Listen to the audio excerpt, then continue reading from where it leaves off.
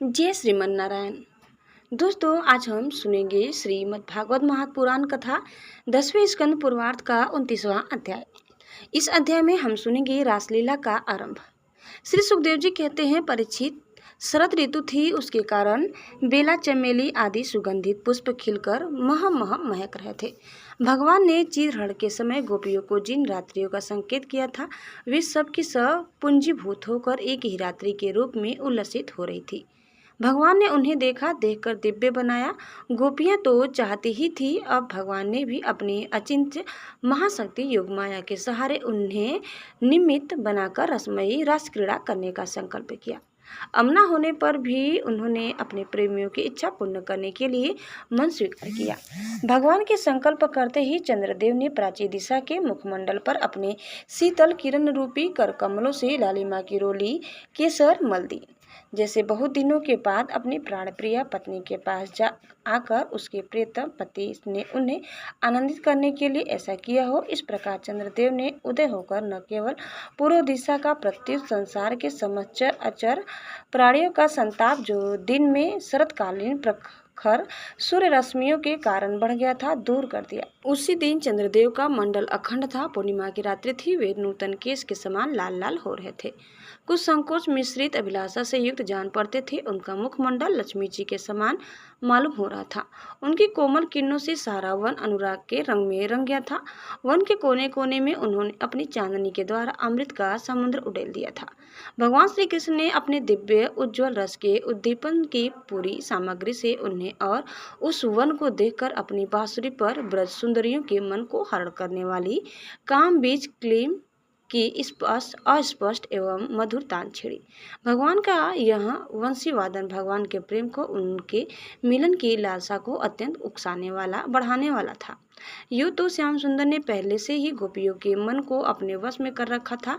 अब तो उनके मन की सारी वस्तुएं भय, संकोच, धैर्य, मर्यादा आदि की वृत्तियां थी छीन ली। वंशी ध्वनि सुनते ही उनकी विचित्र गति हो गई। जिन्होंने एक साथ साधना की थी श्री कृष्ण को पति रूप में प्राप्त करने के लिए, वे गोपियां भी एक दूसरे से अपनी चेष्टा को छिपाकर जहां वे थे वहां के लिए चल पड़ी।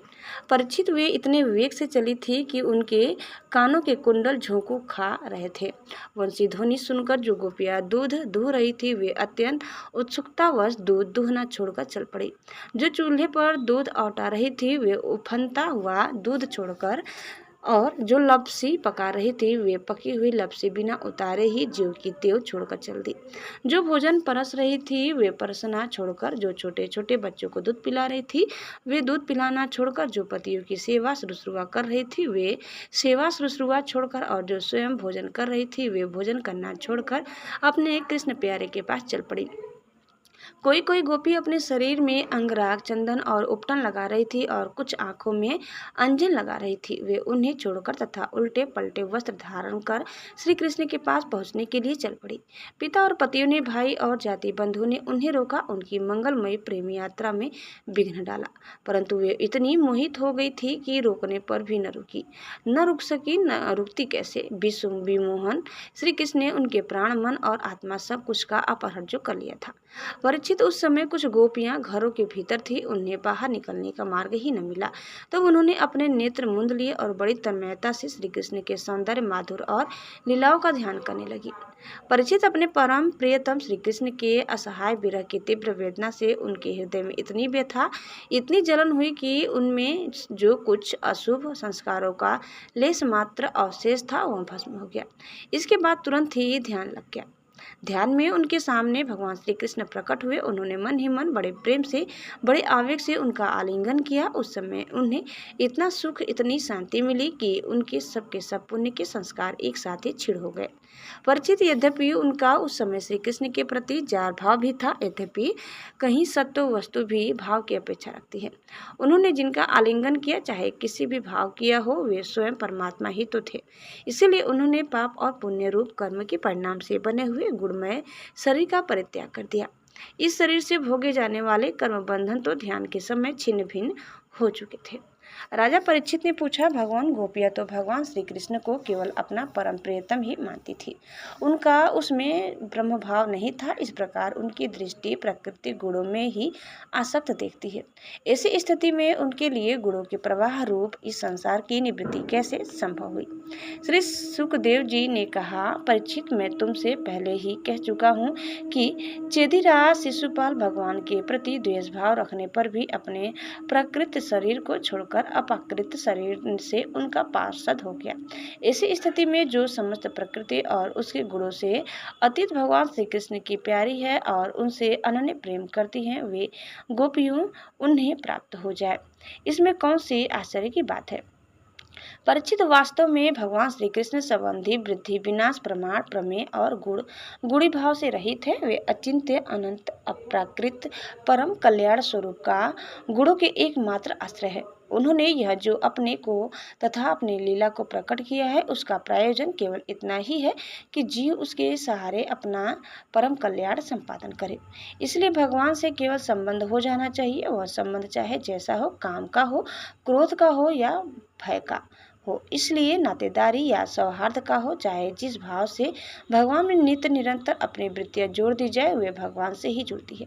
इसीलिए वृत्तियाँ भगवानमय हो जाती हैं और उस जीव को भगवान की ही प्राप्ति होती है। परीक्षित, तुम्हारे जैसी परम भागवत भगवान का रहस्य जानने वाले भक्तों को श्री कृष्ण के संबंध में ऐसा संदेह नहीं करना चाहिए। योगेश्वरों के भी ईश्वर अजन्मा भगवान के लिए भी यह कोई आश्चर्य की बात है।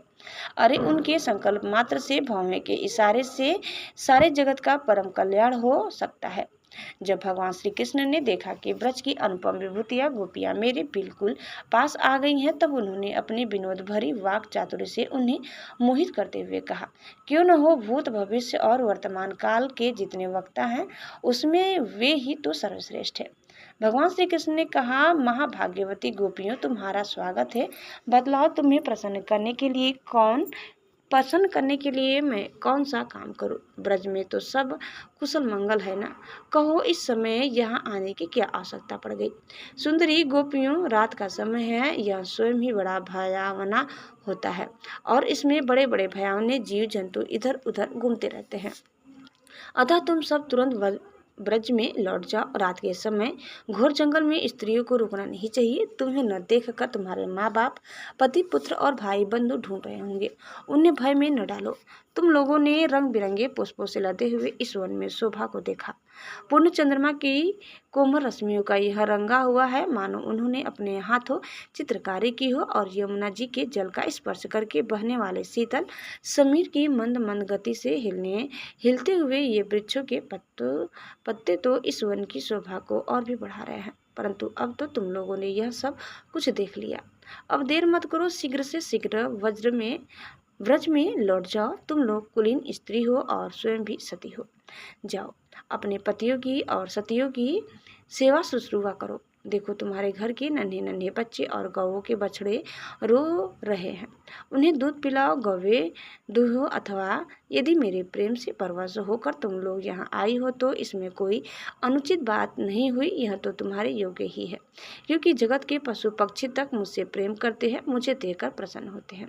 कल्याणी गोपियों, स्त्रियों का परम धर्म यही है कि वे पति और उसके भाई बंधु की निष्कपट भाव से सेवा करें और संतान का पालन पोषण करें।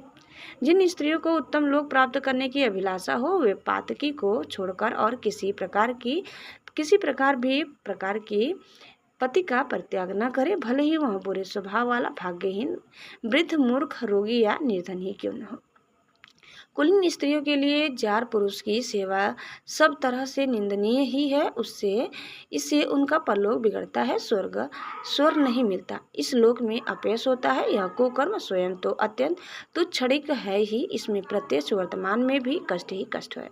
मोक्ष आदि की तो बात ही कौन करे, यहाँ साक्षात परम भय नरक आदि का हेतु है। गोपियों, मेरी लीला और गुणों के श्रवण से, रूप के दर्शन से, उन सबके कीर्तन और ध्यान से मेरे पति अनन्य प्रेम की प्राप्ति होती है। वैसे प्रेम की प्राप्ति पास रहने से नहीं होती। इसलिए तुम लोग अभी अपने अपने घर लौट जाओ। श्री सुखदेव जी कहते हैं, परीक्षित, भगवान श्री कृष्ण का यह अप्रिय भाषण सुनकर गोपियां उदास खिन्न हो गई। उनकी आशा टूट गई। वे चिंता के अथाह एवं अपार समुद्र में डूबने उतारने लगी।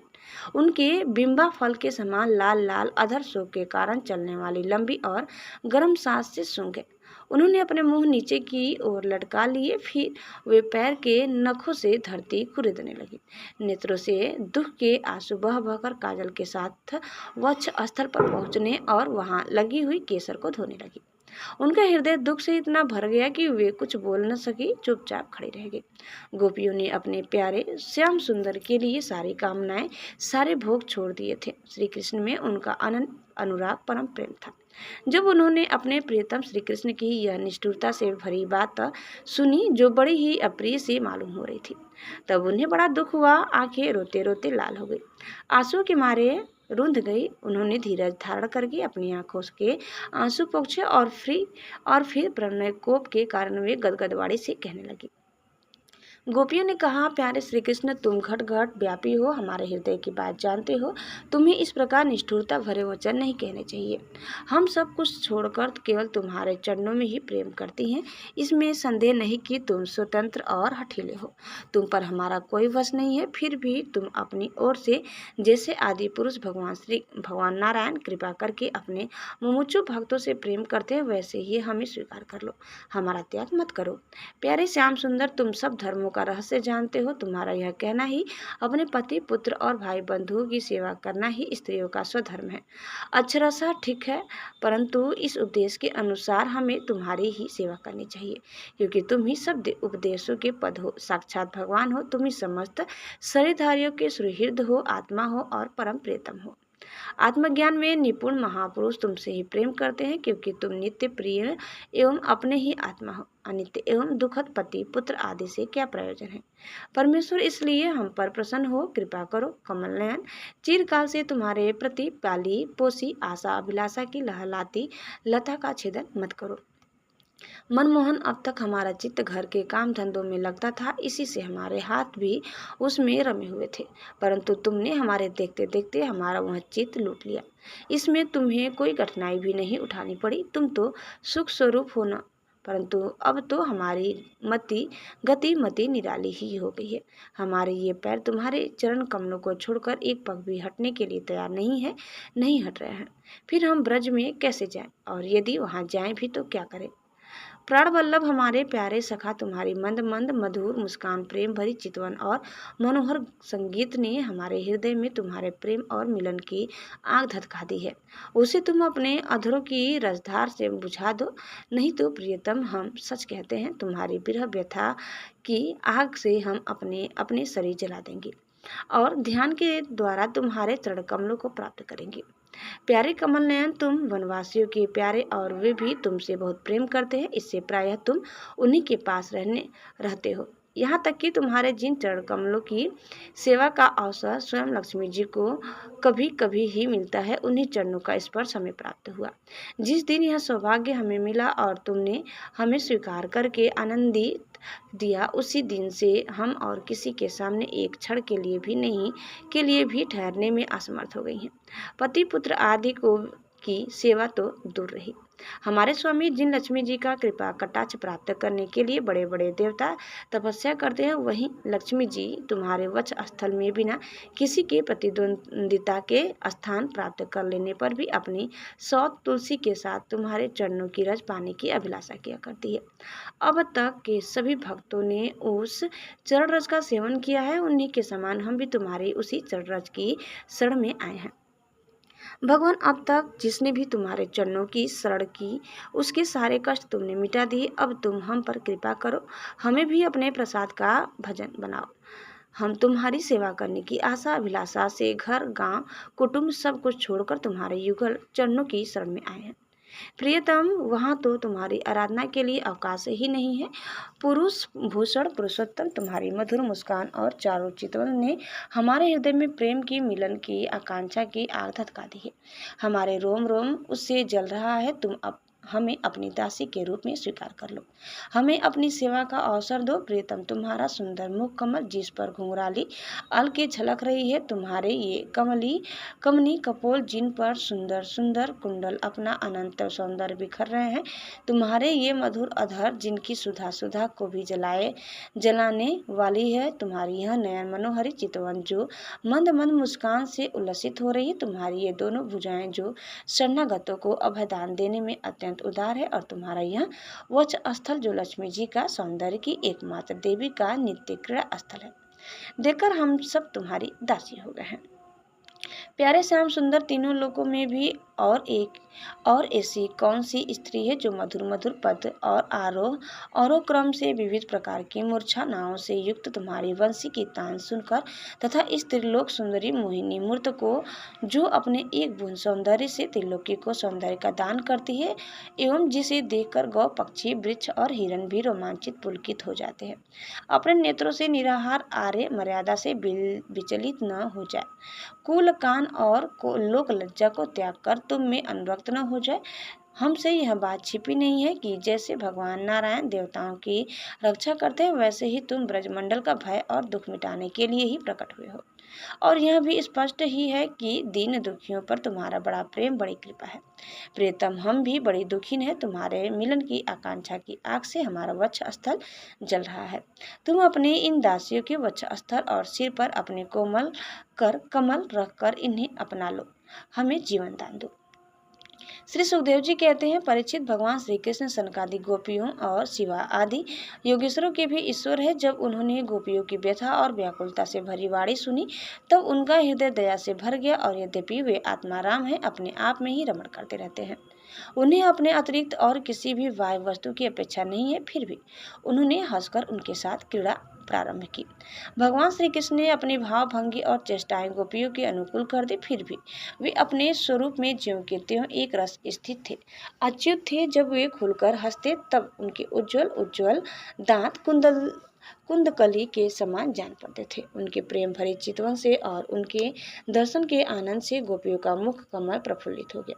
वे उन्हें चारों ओर से घेर कर खड़ी हो गई। उस समय श्री कृष्ण की ऐसी शोभा हुई मानो अपनी पत्नी तारिकाओं से घिरे हुए चंद्रमा ही हो। गोपियों के साथ युद्धों के स्वामी भगवान श्री कृष्ण वैजयंती माला पहने वृंदावन को शोभायमान करते हुए विचरण करने लगे। कभी गोपियां अपने प्रियतम श्री कृष्ण के गुण और लीलाओं का गान करती, तो कभी श्री कृष्ण गोपियों के प्रेम और सौंदर्य के गीत गाने लगते।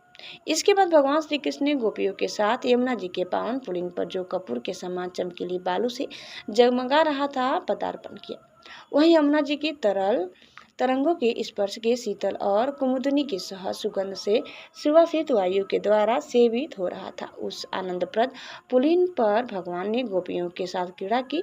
हाथ फैलाना, आलिंगन करना, गोपियों के हाथ दबाना, उनकी चोटी, जांग, निभि और स्तन आदि का स्पर्श करना, विनोद करना, नख छत करना, विनोदपूर्ण चितवन से देखना और मुस्काना, इन क्रियाओं के द्वारा गोपियों के दिव्य कामरस को, परम उज्ज्वल प्रेम भाव को उत्तेजित करते हुए भगवान श्री कृष्ण उन्हें क्रीड़ा द्वारा आनंदित करने लगे।